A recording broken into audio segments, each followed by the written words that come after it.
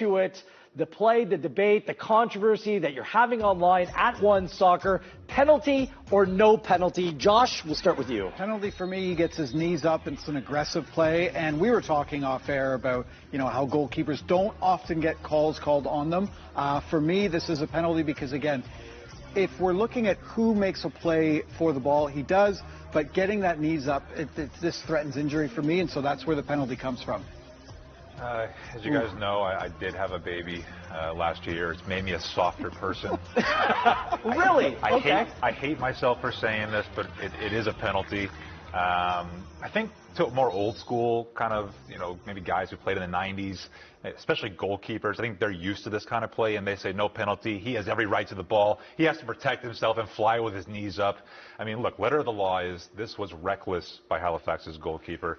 He comes out. He could have caused great harm to Kwame Awuah, who kind of tries to get out of the tackle a little bit. 100% a penalty, 100%. I can't disagree with both of you more. Because if that ball is played a little bit more narrow, inside the 6-yard box, and a goalkeeper comes out and makes contact on the ball and goes through the player, that's a foul on the attacking player every time. Could he make that play without getting his knees up? Probably. Well, he hit the ball first, quite frankly. And Kwame Awuah, in fairness, didn't touch the ball, wasn't even looking at the ball when the goalkeeper came through. I think it's extremely harsh on Halifax and their goalkeeper, Beaulieu. It's reckless because the ball is irrelevant, right? I think we see this argument all the time and hear about it that, well, the ball's there and he could have punched it and, maybe if he catches it, it's his ball. The ball's irrelevant. It's all about, did the goalkeeper act in a way that was reasonable for the moment, and could he have caused great harm to his opponent? I think David Barry made that call because of the placement where he was in the box. He kind of had shades of